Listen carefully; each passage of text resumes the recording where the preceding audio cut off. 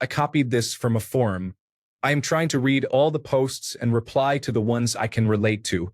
Thanks for taking the time to comment. There are too many comments, so I can't reply to all. Sorry.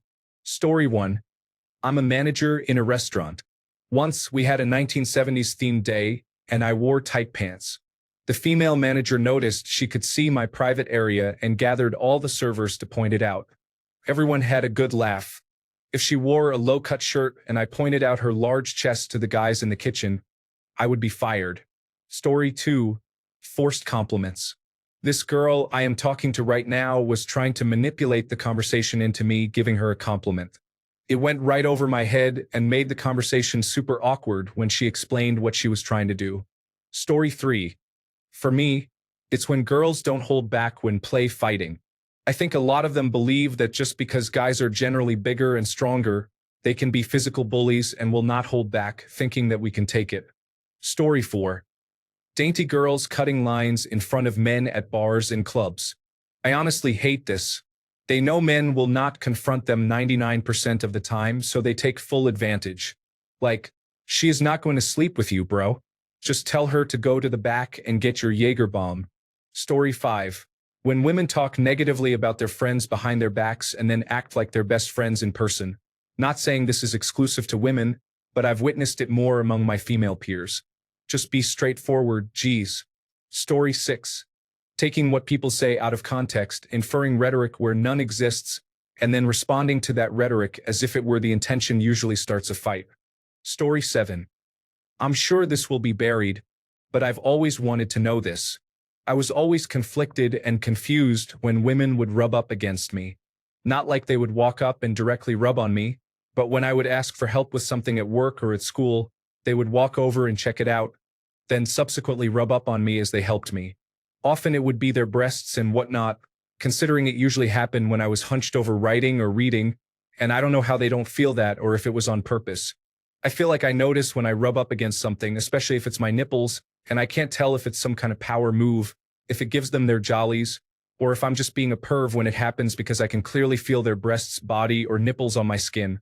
Clearly, these situations can't be avoided sometimes, like when you're working in tight spaces or on a crowded bus, but I swear it seems like I'm the only one noticing and being affected by it, while the women just go on with their business like they didn't just rub their breasts all over the top of my hands and shoulders. Story 8. I used to talk to this girl who would always say to me, "You're so quiet," and that I should open up more. Well, I decided to, and I was just told by her to man up and stop acting like a girl, and to this day I still have trouble opening up. Story 9. Emotional blackmail. You'll do this if you love me. You didn't do this, you don't love me. I thought you loved me. The subtle because if you call them on it, it never, ever happened, and accusing them of such deceit means you don't love them. Story 10. This might be too late, but please stop taking my picture or recording me when I'm trying to enjoy myself. It's hard to open up if I'm constantly being put on the internet. Story 11. I found in my own personal experience that women seem much more inclined to share intimate details about their sex life and their partner's performance, and it's always in some private group chat or with her girlfriends on a ladies' night. I don't find out about it until much later in the relationship. I don't care if you're sharing only good stuff about me. That's really weird, and I would never want my friends to know what my partner is like in bed. Edit. This blew up and on my alternate account no less. Thanks for the award. It's good to know I'm not alone in my experience and preferences. Story 12. There are a few women I work with who sometimes touch me for some reason. It's not in any kind of sexual way or harassment, just lightly on my arm or back. They're all somewhat older than me, so it's probably a generational thing. I'm not completely sure why they do it, but I'm the type of person who doesn't really like to make physical contact with people, with exceptions like when my ex and I were together or a couple of very close friends. They're obviously not being malicious. It's just something against my preference.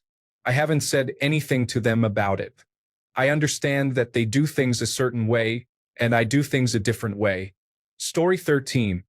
It isn't a huge deal, but I've noticed that if women are talking about a man who's kind or respectful towards women, they'll often add that he must have been raised right by his mother. There seems to be this idea that men are just naturally rude or mean, and are only respectful towards women if they've been tamed by women. I was listening to a podcast the other day where an actress was talking about how kind and respectful the male actor was being. Then she basically said he was probably like that because of his wife. I don't know, it's a pretty subtle thing, but I've been noticing it a lot lately. Story 14. Passive aggression. I hate snide, petty remarks. I also can't stand the statement that men can't or don't show emotion. We do. It's just not in a way that many of the women I've known understand. Story 15. For me, it's forced affection. Just because you want to hug me doesn't mean I want to hug or touch you. If I went around randomly hugging and touching women I barely know, I'd be jailed. Especially once someone already said they were uncomfortable with it, and at a workplace. Story 16. I'm a socially awkward, reserved type of guy. A bit shy and reserved at the start. But I'm the opposite when you get to know me. Being socially awkward, I have problems initiating conversations with new people. Most women around me assume I'm rude as hell. Story 17. Insert disparaging comment about all men with their girlfriends. Your mama raised you right following any display of courtesy that just so happens to be aimed at women. You're gonna make a girl very happy one day, or any girl would be lucky to have you. This one is even more patronizing the more failed relationship attempts you've accumulated. Telling, instructing people to open up more. Lending or offering an ear is completely fine. Compulsion isn't. Tests that provoke stress or pressure. I am aware that a few of these have more behind them to discuss or unpack, but as the original poster asked what things make us uncomfortable, I just listed a few things that discomfort me personally. It's cool to chat with a lot of you about these.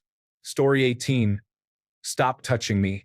Stop touching my arm or my hand, or trying to hug me. I don't want to touch you. What is with this apparent consent I have given to be touched? It's very irritating. Story 19. This can be said from either gender role situation, but for the sake of the post, I'll answer it as follows. How most, not all, will unload all of their emotional nonsense onto you and expect you to be there, but God forbid it's the other way around. Those, not all, who just keep you as emotional support or for validation. To all my lady and guy friends here on Reddit, if you're ever in this situation, know that you have more value than that and be willing to walk away from it. You don't need to put up with people who will only be there in fair weather or only when they need something from you. You're all lovely. Story 20. When they talk negatively about someone, and then when I call that person out for what we agreed they do, she teams up against me, saying that I'm overreacting. Story 21. Every time I have seen a man be struck by a woman, whether play fighting or serious, every woman will either look to the man who was hit, waiting for him to do something, or comfort the woman who threw the hit. Edit. Thanks to the mysterious stranger for the award. Story 22. Whenever they talk about all men like I am not a man and part of the conversation, in the same room within earshot, I can't tell on what level of insulted I should be. Am I part of the all men comment she is making and she wants me to know? Am I not part of the all men comments because I am such a scrub I don't even register as a man to her? Am I one of the good ones and the comments do not apply to me? Story 23. Trashing your interests. How can someone hate on another person who likes cars, video games, sports, Dungeons and Dragons, etc., when their only hobby is getting drunk every weekend and binge-watching shows on Netflix? Story 24. Complaining about men who don't approach them. In university, I had a female friend who wanted this guy to ask her out. I said, well, if you want to go out with him, why don't you ask him out? She replied, no, it's his job. It boggled my mind, and long story short, we're no longer friends. Story 25. This girl at work frequently touched me and got into my personal space. It's not that she was unattractive, she just did it in front of other people at work while having a boyfriend. She skipped the normal steps of building some sort of comfort first. Normally, I wouldn't mind a bit of straightforward physical approach, just not at work, in front of everyone and on camera. Story 26. Comment on my build. I'm a thin guy, about 9.5 stone, 5 feet 10 inches. I'm not excessively skinny, but I've been thin my whole life. My friend's sister wanted some guitar lessons, so I said sure. Physically, she's quite attractive, and I'm an average 5, so the idea of the two of us being intimate hadn't even entered my mind. Yet she proceeded to say, "I could never sleep with a skinny guy like you. I'd break you." I was thinking, you wanted guitar lessons? What does being intimate with me have to do with this? I was polite and made a joke as she proceeded to show interest in the person built like a brick house who is always in and out of jail, sitting next to me. I'm a single dad and have been for the last 7 years. I don't date much because the game has changed so much, and I have a few self-esteem issues. I'm okay with that mostly, but I have to admit it stings to be put down like that. Story 27. Not so subtle, I guess, but speaking negatively about men in general, especially in front of me, when talking with their girlfriends is not pleasant. I've had women say things such as, "All men are shady and men are such pigs." Like, I'm literally right here. Story 28. If you want to have sex and they're not in the mood, you have to drop it, but if they want it and you're not in the mood, you get huge criticism for it. Just because you're a guy, you're expected to be down to have intercourse at a moment's notice, and if you're not, they take personal offense. Story 29. When they say things like, "Men should all die," "We don't need men," or "Men are pigs," it's frustrating. Another thing that annoys me is that when arguing with them, they either make themselves the victim or just attack you personally. My sister does this a lot. Story 30. Staring at or trying to find a bulge in a man's pants. One example of inequality is this. If a guy looks at a girl's ass, it's considered pervy, but if a girl does, not many people confront her on it. Story 31. When they make sexist remarks towards men because they can't get offended. Oh yes, we can. And it would be nice if you took your comments and went somewhere else. It may be hard to believe, but we have emotions too. So treat us how you want to be treated. Treat us poorly? We have every right to treat you the same way. Story 32. When one person is giving you lots of attention in a flirty manner and another tries to scare her off, the second has no romantic interest and has made that very clear in multiple conversations. You, as a guy, have moved on. It's a subtle, "I'm going to mess your life up" punishment for imagining a relationship with her and an attempt to put you in your place.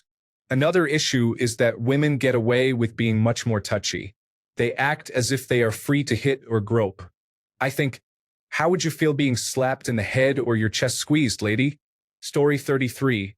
Complaining about the struggles and difficulties of being a woman in today's society, and at the same time assuming that there are no struggles and difficulties with being a man. Story 34. Probably been said, but generalizing that all men are terrible and it's all our fault their life is the way it is. My roommate does this all the time. Story 35. There are just some things that are red flags for me. Emotional blackmail. When she gives off condescending vibes, like she's on a pedestal. Petty generalizations that attack you indirectly. When she tests your social status, like how many friends and acquaintances you have. Story 36. This is a weird one and probably anecdotal. I get creeped out by how self-absorbed some women are. It makes me want to stay away from you as much as possible. Story 37. If I ask one of the women of the house to do a specific task, no matter how I phrase the request, it's met as aggression. The typical response is, "I'm not your employee." Their workaround for the hypocrisy in asking me to take care of something is to walk up to me and announce, flatly, that something is broken or needs attention, and then stare at me waiting for a response. Since I'm a solutions-oriented individual, I always respond with, "I'll take care of it." Lately, it's been really getting to me, so my answer has now become, "What are you going to do about that?" My approval numbers have slipped a bit since. Story 38. Being incredibly touchy. I'm a woman myself, but I think most people wouldn't enjoy having a friend who's incredibly physical with their interactions. Back in high school, I had a friend who greeted others with inappropriate touches, and I had to actually call her out for it when she did it to me. Story 39. Being subtly sexist in conversations while I am either part of the conversation or near where the conversation is taking place, especially if they are a friend or family member. I have an aunt-in-law who will make subtle comments about men being stupid in front of me or blame something my dog did wrong on him being a male dog. She once said to me that men are not smart enough to graduate college on time. As a guy who did graduate on time and having a brother who graduated a year later because of a change in major and not because he was failing, that one hurt. Now, I did not want to start an argument with the in-laws, so I kept my mouth shut, but I let my wife know how much that hurt on our way home. Thankfully, she agreed it was uncalled for. Story 40. Not exactly subtle, but I can't count the number of times I've been sexually assaulted at bars, at parties, or just generally in public. Grabbing my ass, my dick, or running your hands down my stomach or arms is weird, and without my consent, it's sexual assault. It happens to me and many of my friends with frightening consistency, and I've never heard anybody speak out about it. Especially considering how important and vocal the feminist movements consider consent, which it should be important as hell, it blows my mind that there's a large subset of women who think it's okay to sexually assault men.